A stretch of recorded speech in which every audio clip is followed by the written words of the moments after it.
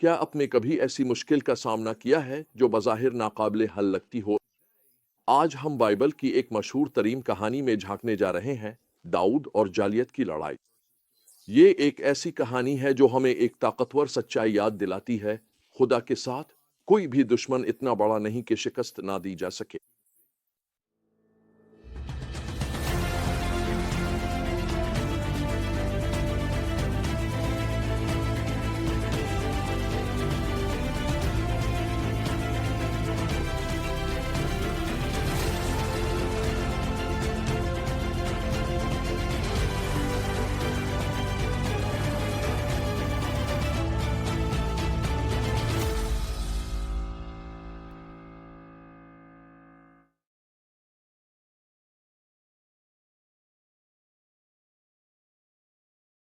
اس حصے کا مرکزی پیغام ایک سمول 17:47 میں ملتا ہے، جہاں داؤد اعلان کرتا ہے، لڑائی خداوند کی ہے۔ ہاں، یہ آیت سچے ایمان کی اصل کو بیان کرتی ہے، یہ تسلیم کرتے ہوئے کہ ہماری فتوحات ہماری اپنی طاقت سے نہیں بلکہ خدا کی قدرت سے حاصل ہوتی ہیں جو ہمارے ذریعے کام کرتی ہے۔ ہماری کہانی کا آغاز فلسطینی فوج کے اسرائیل کو چیلنج دینے سے ہوتا ہے۔ ان کا سورما جالود، جو ایک دیو ہیکل انسان تھا، روزانہ آ کر بنی اسرائیل کو تانے دیتا تھا۔ 40 دن تک وہ اپنا چیلنج دہراتا رہا اور پوری اسرائیلی فوج بشمول بادشاہ ساؤل خوف سے مفلوج ہو گئی تھی۔ پھر آتا ہے داؤد، ایک نوجوان چرواہا لڑکا جو مان جنگ میں اپنے بھائیوں کے لیے رسد لے کر آیا ہے۔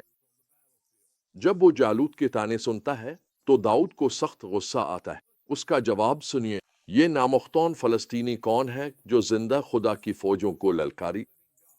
ہاں، ایک سمول 17:26 داؤد کا رنمل اس کے نظریے کو ظاہر کرتا ہے۔ جہاں دوسرے ایک ناقابل شکست دشمن دیکھتے ہیں، داؤد وہاں خدا کے دشمن کو دیکھتا ہے جسے ہر حال میں شکست دینی ہے۔ یہی طاقت ہے جب ہم اپنی مشکلات کو اپنی نظر سے نہیں بلکہ خدا کی نظر سے دیکھتے ہیں۔ جب داؤد جالوت سے لڑنے کے لیے رضاکار بنتا ہے تو ساؤل کو شک ہوتا ہے، لیکن داؤد کا اعتماد اپنی صلاحیتوں پر نہیں ہوتا۔ وہ بیان کرتا ہے کہ کس طرح خدا نے اسے شیروں اور ریچھوں سے بچایا جب وہ بھیڑیں چرا رہا تھا۔ خداوند جس نے مجھے شیر اور ریچھ کے پنجے سے بچایا، وہی مجھے اس فلسطینی کے ہاتھ سے بھی بچائے گا۔ داؤد نے ایک سمول 17:37 میں اعلان کیا۔ یہ ہمارے لیے ایک نہایت اہم سبق ہے۔ خدا اکثر ہمیں بڑے چیلنجز کے لیے تیار کرتا ہے، ان چھوٹی لڑائیوں کے ذریعے جو ہم روزانہ کی بنیاد پر لڑتے ہیں۔ داؤد کا خدا پر بھروسہ اس لمحے میں پیدا نہیں ہوا تھا۔ یہ اس کی پوری زندگی کا نتیجہ تھا، جس میں اس نے روزمرہ کے حالات میں خدا کی وفاداری کو دیکھا تھا۔ جب داؤد جالوت کی طرف بڑھتا ہے تو ان دونوں کے درمیان فرق بہت واضح ہوتا ہے۔ جالوت بھاری زرہ بختر اور خوفناک ہتھیاروں سے لیس ہوتا ہے، جبکہ داؤد کے پاس صرف چرواہے کی لاٹھی اور 5 چکنے پتھر ہوتے ہیں۔ لیکن داؤد کے پاس وہ چیز ہے جو جالوت کے پاس نہیں، زندہ خدا کی طاقت۔ داؤد کے جالوت سے کہے گئے الفاظ اس کی ہمت کا اصل ذریعہ ظاہر کرتے ہیں۔ تو تلوار، نیزہ اور بھالا لے کر میرے خلاف آیا ہے، لیکن میں رب الافواج، اسرائیل کی فوجوں کے خدا کے نام پر تیرے خلاف آیا ہوں جسے تو نے للکارا ہے۔ ایک سمول 17:45 داؤد سمجھتا تھا کہ یہ جنگ دراصل روحانی ہے۔ جالوت صرف اسرائیل کو نہیں للکار رہا تھا بلکہ وہ خود خدا کو چیلنج کر رہا تھا۔ ہم سب اس کہانی کو جانتے ہیں اور یہ بھی کہ یہ کیسے ختم ہوتی ہے۔ داؤد کا پتھر نشانے پر لگتا ہے اور جالوت گر جاتا ہے۔ فلسطینی فوج بھاگتی ہے اور اسرائیل کے لوگ فتح کے ساتھ ان کا پیچھا کرتے ہیں۔ لیکن اصل فتح صرف داؤد کی جالوت پر کامیابی نہیں ہے، بلکہ یہ اس بات کا ثبوت ہے کہ جب خدا کے لوگ اس پر بھروسہ کرتے ہیں تو کوئی دشمن اتنا طاقتور نہیں ہوتا کہ اسے شکست نہ دی جا سکے۔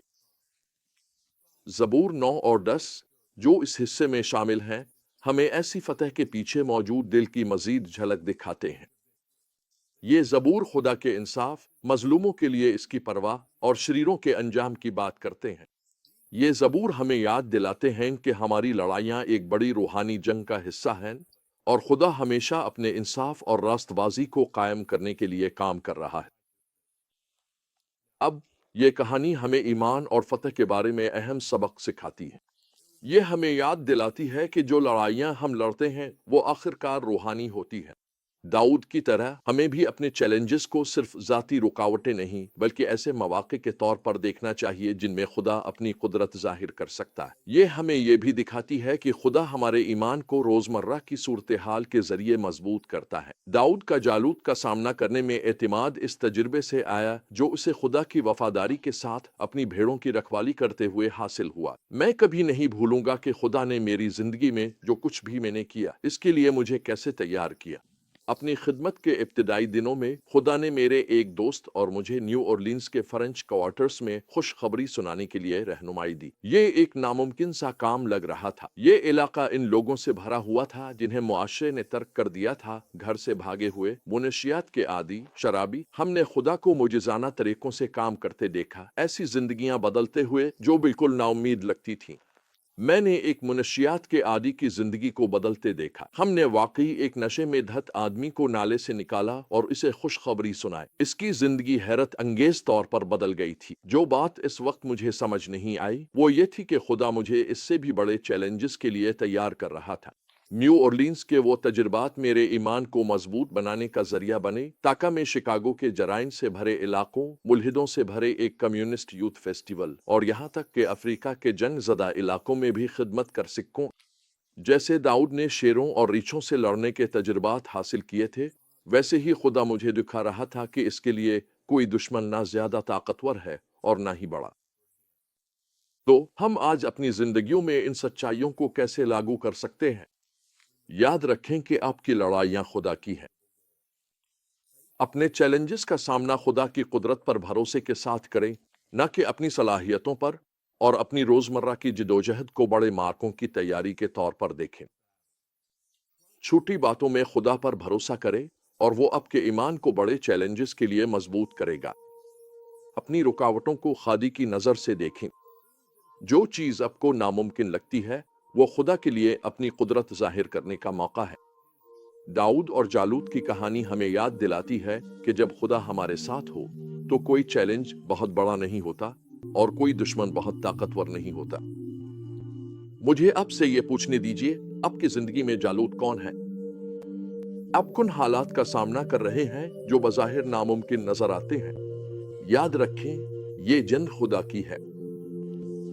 خدا پر بھروسہ کریں اور وہ آج آپ کو آپ کے جالوت پر فتح دے گا۔